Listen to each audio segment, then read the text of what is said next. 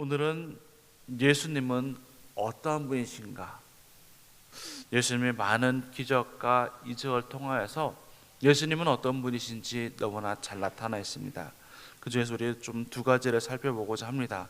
첫 번째는 예수님은 살리시는 분이십니다.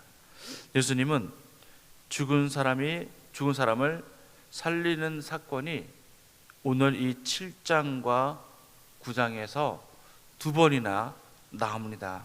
바로 7장 11절에서 17절 과부의 아들을 살리는 것과 또한 8장 40절에서 56절 말씀에 보면은 야이로의 딸을 살리는 것, 이 두 사건이 오늘 나옵니다. 누가복음에는 오늘 읽은 이 과부의 아들을 살리는 사건만 오늘 등장합니다. 하지만 누가복음에는 전체적으로 보면은 과부의 이야기, 또한 이방인에 대한 이야기가 참으로 많이 나옵니다.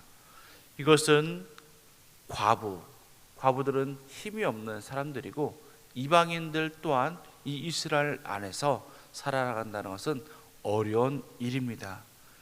그런 힘이 없고 그런 보살핌이 필요한 사람들에 대해서 예수님은 참으로 많은 사랑과 관심을 갖고 계셨기 때문에 그 이야기들이 많이 또한 등장합니다.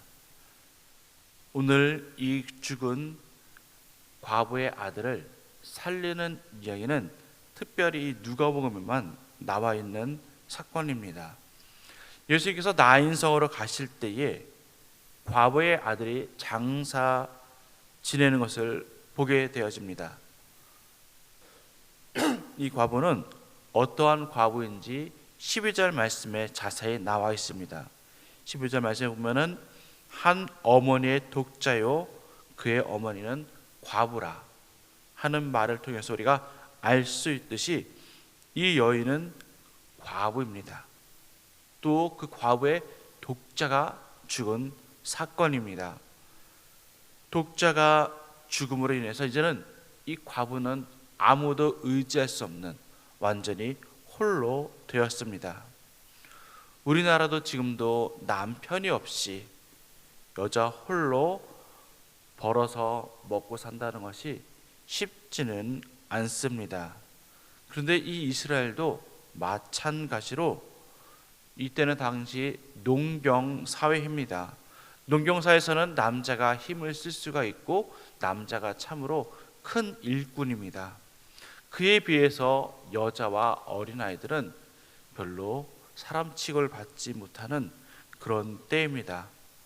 과부로 사는 것도 힘든데 이제는 자신이 의지하던 유일한 아들마저도 죽게 된 상황인 것입니다. 누구도 신경 쓰지 않는 이 과부의 삶을 예수님께서는 그의 아들을 살려주셨습니다. 그 아들만 살려준 것이 아니라 이 과부인 여자의 삶도 인생도 살려준 사건입니다. 여자와 어린아이는 사람 취급도 받지 못하던 그 시대에 그 여인을 위해서 예수님께서는 그의 아들을 살려주셨습니다. 또한 예수님께서는 회당장의 딸, 그 딸을 위해서 또한 살려주는 사건이 나옵니다. 야이로의 딸이라고 나옵니다. 이 아이는 여자아이입니다. 뒤에 보면 12살쯤 되었다고 하는 것으로 보아서 이 아이는 여자아이면서도 또 딸인, 아무도 사람들이 취급하지 않는 그런 어린 여자아이를 살려주신 사건입니다.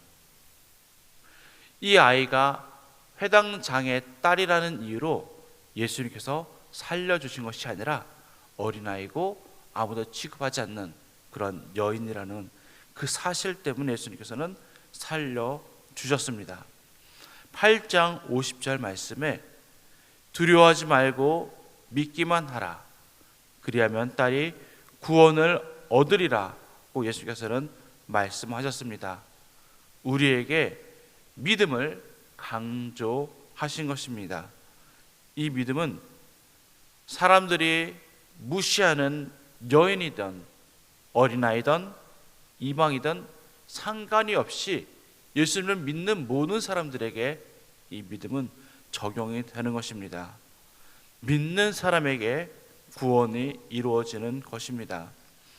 예수님은 자신의 능력을 또한 제자들에게 주셔서 복음을 전파하라고 하시면서 9장 1절부터 6절에 말씀하고 계십니다.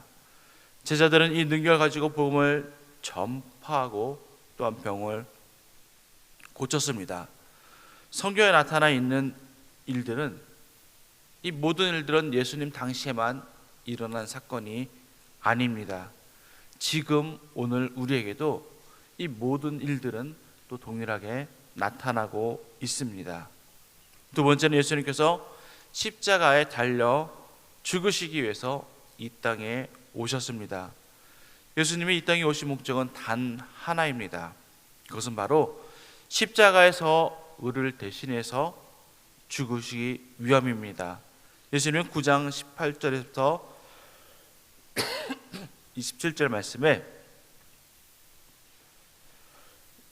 예수님이 제자들에게 내가 누구냐라고 묻습니다. 베드로는 예수님이 하나님의 그리스도라 대답을 합니다. 예수님은 십자가에서 죽어야 함을 그제서야 제자들에게 말씀합니다. 죽음이 끝이 아니라 3일 후에 다시 살아난다는 것까지 말씀하셨습니다. 하지만 이 제자들은 그 말이 무슨 의미인지 도대체 알아듣지 못합니다. 하지만 우리는 그것이 무엇인지 알고 있습니다. 예수님이 바로 하나님의 아들이며 우리의 죄를 대신해서 죽으셨다는 것입니다. 또한 하나님의 아들이기에 죽음의 권세를 이기고 살아나셔서 우리에게도 동일한 영원한 생명을 주시고자 한다는 그 약속임을 우리는 또한 알고 있습니다. 사람은 태어나면서부터 죽음을 향해 달려갑니다. 예수님은 인류를 살리시기 위해서 이 땅에 죽기 위해 오셨습니다. 그렇다면 우리는 무엇을 위해 이 죽음을 향해 우리는 나아가야 할까요? 많은 금전적인 부를 위해서, 또한 권력을 위해서, 성공을 위해서 우리는 죽음을 향해 나아가야 할까요? 아니면 예수님처럼 하나님의 영광을 위해서 또 우리도 같은 십자가를 짐으로 나아가야 할까요? 9장 23절 말씀, 우리 누가복음 9장 23절 말씀 함께 읽어보도록 하겠습니다. 또 무리에게 이르되 아무든지 나를 따라오려거든 자기를 부인하고 날마다 제 십자가를 지고 나를 따를 것이니라. 아멘. 예수님은 날마다 나를 부인하고 내 십자가를 지고 따르라 말씀하셨습니다. 그럼 우리는 어떻게 살아가야 해야 할까요? 오늘 우리에게 주시는 말씀은 무엇일까요? 오늘 봐서 바로 23절의 말씀처럼 예수님을 따르길 원하는 사람은 날마다 자기를 부인해야 합니다. 자기의 부인은 내가 하고 싶은 일을 부인하는 것입니다. 우리는 먹고 입고 집을 짓고 사는데 자신의 모든 것들을 다해서 노력을 합니다. 우리가 추구해야 할 것은 좋은 것을 먹고 좋은 옷을 입고 더 많은 것을 먹고 더 명품을 걸치고 좋은 집에 살며 좋은 탈을 사는 것에서 나를 알리고 하는 것에 있어서 그것을 부인해야 한다는 것입니다. 그렇다고 위의 것들, 앞에 얘기한 것들을 싫어하라는 것은 아닙니다. 이 모든 것이 나의 전부가 되어서는 안 된다는 것입니다. 하나님을 잘 믿는 우리 신앙의 성도들을 보면은 하나님께서는 그들의 믿음을 보시고 그들에게 또한 많은 물질의 복도 허락하셨습니다. 이들은 하나님을 잘 믿고 잘 섬겼기 때문에 하나님을 그들에게 덤으로 주신 것이지, 그들은 이것을 얻기 위해서 하나님을 열심히 믿고 섬긴 것이 아닙니다. 우리에게 또 많은 복을, 물질의 복을 주실 수도 있고 안 주실 수도 있다는 것을 우리는 알아야 합니다. 내가 추구하고 또 하는 것들 내가 포기하고 날마다 내 십자가를 지고 따라가는 삶을 우리는 살아야 합니다. 내가 져야 하는 십자가는 하나님의 영광을 위하는 것입니다. 어떤 사람들은 자신의 고난을 자신의 십자가라고 말합니다. 자신의 부모님으로 인해서 받는 고난, 자신의 자녀로 인해서 받는 그 고난을 자신의 십자가라고 이야기합니다.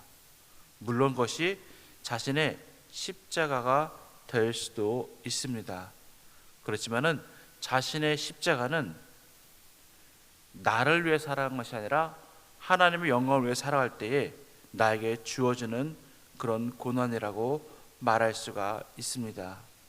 내가 하나님의 영광을 위해 살아가야 되는데 받는 그 고난, 우리가 전도하는 데 있어서 참으로 부끄럽고 떨리고 하지만은 또한 또 우리는 또 용기가 나지 않아서 머뭇머뭇거리기도 하는 그런 것들, 또 우리가 예수님 말씀대로 살아가다 보면은 사람들에게 욕을 얻어먹기도 하고 손가락질 당하기도 하는 그런 고난을 말합니다.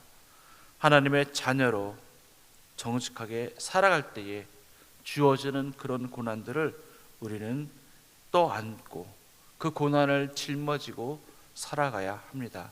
그런 고난을 받지 않기 위해서 세상 사람들과 같은 모습으로 살아가는 것이 아니라, 그럼에도 불구하고 우리가 하나님의 자녀로 온전히 정직히 말씀대로 살아갈 때 주어지는 그 고난을 우리는 안고 살아가야 합니다. 인내하며 살아가야 합니다. 오늘도 또한 이제 연휴가 끝나고 또 우리 삶의 자리에서 또 직장에서 사업장에서 또한 살아갈 것입니다. 오늘 하루 말씀대로 살아갈 때에 또 주어지는 그 고난을 잘 감당하며 살아가는 저와 여러분 되기를 간절히 소망합니다. 기도하겠습니다. 할렐루야. 참 좋으신 하나님 아버지 감사합니다.